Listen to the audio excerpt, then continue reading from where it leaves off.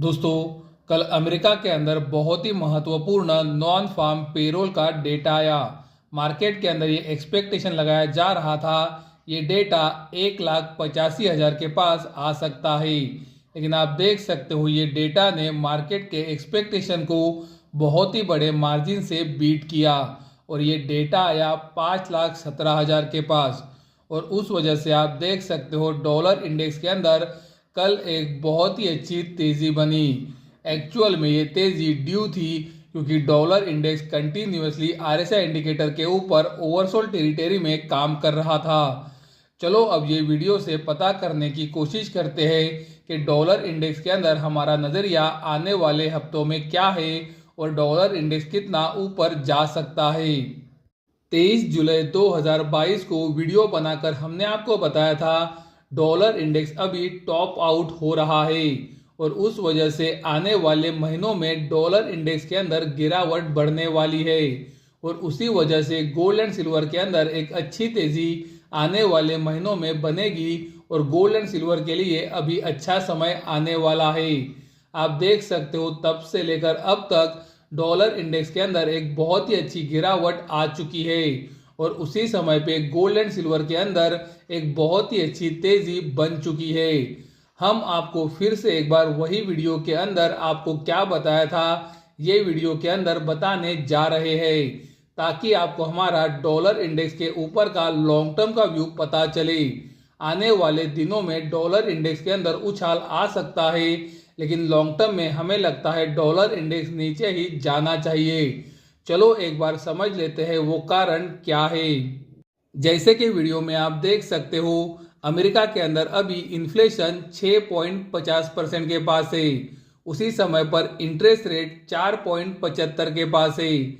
आने वाले मार्च 2023 में फेडरल रिजर्व की मीटिंग है और वो मीटिंग के अंदर फेडरल रिजर्व 25 बेसिस पॉइंट से इंटरेस्ट रेट को बढ़ा सकता है और मार्च 2023 में उस वजह से अमेरिका के अंदर इंटरेस्ट रेट 5% पर पहुंच जाएंगे। फेडरल रिजर्व की ये मीटिंग से पहले अमेरिका के अंदर 2 बार इन्फ्लेशन का डेटा आएगा और हमें लगता है मार्च 2023 तक इन्फ्लेशन अमेरिका के अंदर 6% के नीचे आ जाएगा और अगर अमेरिका के अंदर इन्फ्लेशन 6% के नीचे आता है तो इंटरेस्ट रेट और इन्फ्लेशन के अंदर एक बड़ा गैप नहीं रहेगा और पॉसिबल है मार्च 2023 के बाद इंटरेस्ट रेट बहुत तेजी से अमेरिका के अंदर ना बढ़े, जो कि डॉलर इंडेक्स के लिए निगेटिव है और गोल्ड एंड सिल्वर के लिए पॉजिटिव है। अभी जो चार्ट आप वीडियो के अंदर देख रहे हो वो यूरोप के इन्फ्लेशन का डेटा है। आप देख सकते हो यूरोप के अंदर इन्फ्लेशन अभी 8.50% पे चल रहा है। उसी समय पर अगर हम यूरोप के अंदर इंटरेस्ट रेट को देखते हैं तो हमें पता चलता है कि यूरोप के अंदर इंटरेस्ट रेट सिर्फ 3% पे है, यानी कि इंटरेस्ट रेट और इन्फ्लेशन के डेटा के अंदर 5.5% का बहुत ही बड़ा गैप है। तो आने वाले दिनों में यूरोप की सेंट्रल बैंक को बहुत तेजी से इंटरेस्ट रेट को बढ़ाना पड़ सकता है, जो डॉलर इंडेक्स के लिए क्लियरली निगेटिव है। अभी जो चार्ट आप वीडियो के अंदर देख रहे हो वो जापान के इंटरेस्ट रेट का चार्ट है। आप देख सकते हो कई सालों से जापान का इंटरेस्ट रेट -0.10% पे चल रहा है। उसी समय पर अगर हम जापान के अंदर इन्फ्लेशन का डेटा देखते हैं तो हमें पता चलता है कि इन्फ्लेशन जापान के अंदर 40 सालों की हाईस पर पहुंच रहा है। तो पूरे चांसेस है कि आने वाले महीनों में जापान की सेंट्रल बैंक को भी इंटरेस्ट रेट को बढ़ाना पड़ सकता है इन्फ्लेशन को कंट्रोल करने के लिए। और अगर जापान की सेंट्रल बैंक इंटरेस्ट रेट को बढ़ाती है तो वो डॉलर इंडेक्स के लिए निगेटिव होगा। अभी जो चार्ट आप वीडियो के अंदर देख रहे हो वो यूनाइटेड किंगडम यानी कि इंग्लैंड के इन्फ्लेशन का डेटा का चार्ट है। इंग्लैंड के अंदर इन्फ्लेशन अभी 10.50% पे चल रहा है। उसी समय पर आप इंटरेस्ट रेट को देख सकते हो। इंटरेस्ट रेट अभी इंग्लैंड में 4% पे है, यानी कि इंटरेस्ट रेट और इन्फ्लेशन के बीच में 6.40% का एक बहुत बड़ा गैप है, जो हमें ये बताता है कि इंग्लैंड की सेंट्रल बैंक को इंटरेस्ट रेट आने वाले दिनों में बहुत तेजी से बढ़ाने पड़ सकते हैं, जो कि डॉलर इंडेक्स के लिए क्लियरली निगेटिव है।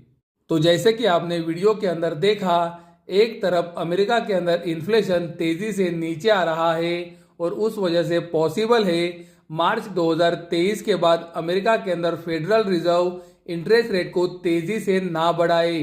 दूसरी तरफ यूरोप, यूनाइटेड किंगडम और जापान को इंटरेस्ट रेट को तेजी से बढ़ाना पड़ सकता है, क्योंकि इन्फ्लेशन और इंटरेस्ट रेट के बीच में अभी भी बहुत बड़ा गैप है, जो डॉलर इंडेक्स के लिए क्लियरली निगेटिव है। चलो अब डॉलर इंडेक्स के डेली चार्ट पर चलते हैं और पता करते हैं कि डॉलर इंडेक्स हमें क्या संकेत दे रहा है। जैसे कि आप वीडियो में देख सकते हो, डॉलर इंडेक्स अभी 200 दिनों के सिंपल मूविंग एवरेज के नीचे काम कर रहा है। तो आने वाले दिनों में 200 दिनों का simple moving average dollar index के लिए रेजिस्टेंस का काम करेगा। 200 दिनों का सिंपल मूविंग एवरेज आता है 106.45 के पास। उसी तरह से एक हॉरिजॉन्टल ट्रेंड लाइन भी डॉलर इंडेक्स के लिए रेजिस्टेंस का काम करेगी। ये रेजिस्टेंस आता है 105.65 के पास। उसी तरह से आप देख सकते हो डॉलर इंडेक्स के लिए एक फॉलिंग ट्रेंड लाइन भी रेजिस्टेंस का काम कर सकती है।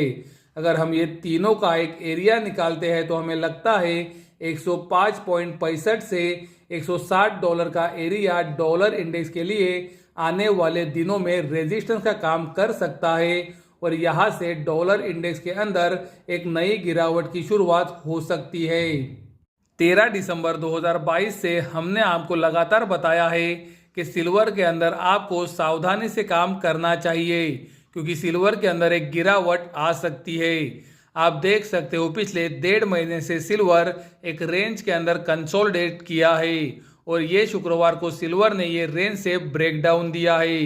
ये ब्रेकडाउन की वजह से सिल्वर का इंटरनेशनल मार्केट में टारगेट आता है 21.45 डॉलर के पास।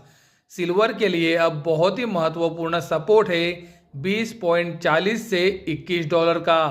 सिल्वर जब तक इंटरनेशनल मार्केट में इसके ऊपर है, हमारा नज़रिया गिरावट पे खरीदारी का होगा। यहीं पर सिल्वर का 200 दिनों का सिंपल मूविंग एवरेज भी आता है।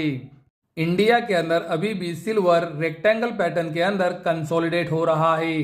सिल्वर के अंदर अगर इंटरनेशनल मार्केट में गिरावट बढ़ती है तो सिल्वर इंडिया के अंदर ये रेक्टेंगल पैटर्न से ब्रेकडाउन देगा और ये ब्रेकडाउन की वजह से सिल्वर का नीचे की तरफ का टारगेट आ रहा है 64,500 का, जो हमारे तीसरा टारगेट 65,000 के पास ही है। सिल्वर जब तक इंडिया के अंदर 60 से 62,000 के ऊपर है, जो कि उसके लिए बहुत ही महत्वपूर्ण सपोर्ट है, हमारा नज़रिया गिरावट पे खरीदारी का रहेगा। 1 जनवरी 2023 को वीडियो बनाकर हमने आपको दिखाया था कि सिल्वर की गिरावट के अंदर आप कैसे निवेश कर सकते हो।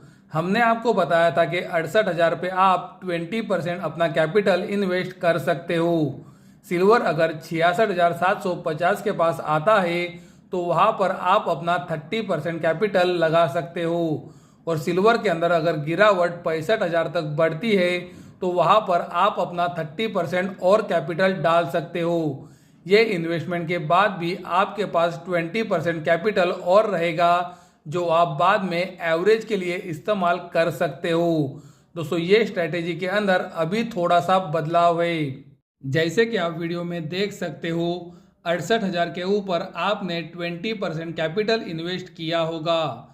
66,500 के ऊपर हमें नहीं लगता है बहुत लोगों ने खरीदारी की होगी।